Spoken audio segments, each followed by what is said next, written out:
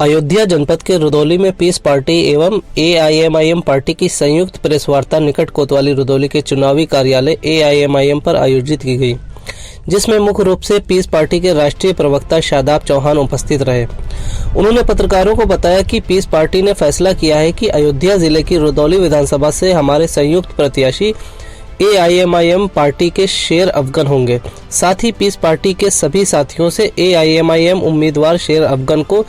मिलकर चुनाव लड़ाने की अपील की, क्योंकि पीस पार्टी का मानना है कि इस समय जन विरोधी सरकार गरीब, पिछड़े, दलित, मुसलमान पर अत्याचार कर रही है को हटाकर मानवतावादी सरकार के निर्माण के लिए सबको एकजुट होना पड़ेगा। भाजपा को सिर्फ संयुक्त प्रत्याशी शेर अफगन ही हरा सकते हैं। उन्होंने अखिलेश यादव, अमित शाह, योगी आदित्यनाथ सहित भारतीय जनता पार्टी पर जमकर निशाना साधा।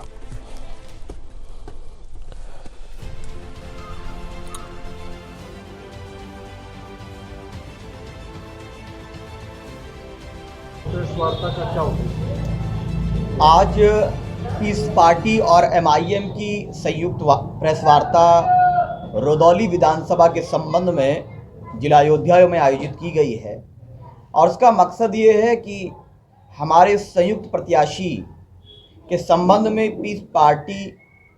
ने ये फैसला किया है कि हम अपने संयुक्त प्रत्याशी के रूप में शेर अफगन साहब को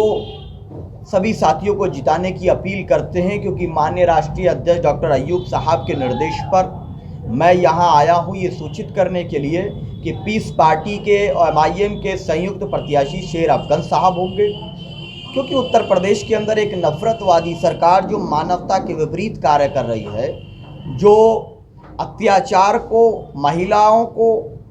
किसी भी चीज़ को लेकर के सीरियस नहीं है। लॉ एंड ऑर्डर पूरी तरह से ख़राब हो चुका है, दलित, पिछड़े, मुसलमानों पर जुल्म ज़्यादतियाँ हैं, तो सब लोग मिलकर के वोटों के बंटवारे को रोकें। और हमारी एमआईएम के यहाँ की यूनिट प्रत्याशी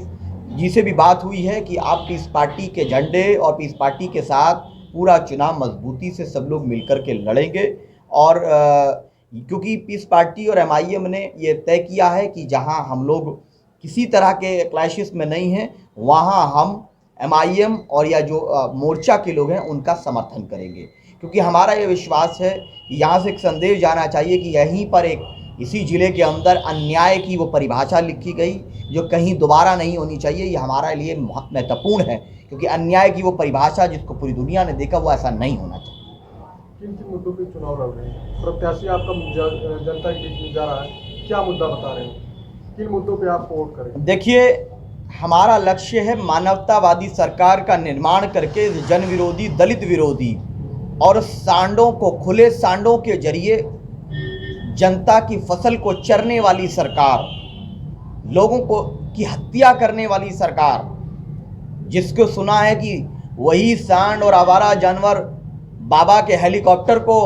उड़ाने वाले थे कल, वो उस सरकार को जो पूरा कोई मैनेजमेंट नहीं कर पाई, जिसके पास ऐसे ऐसे अजीब लोग हैं, ऐसे ऐसे नमूने हैं कि जो उनको नहीं मालूम कि 12वीं के बाद भी इंटर होना नहीं होना। तो मुझे तो पता चला, मैं रात से चिंतित हूँ कि मैं चुनाव प्रचार छोड़ करके अब इंजीनियरिंग और लॉ कंप्लीट करने के बाद अब मैं 12वीं में एडमिशन लूँगा कहीं।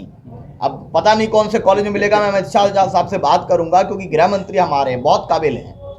तो दूसरी तरफ प्रधानमंत्री जी बोल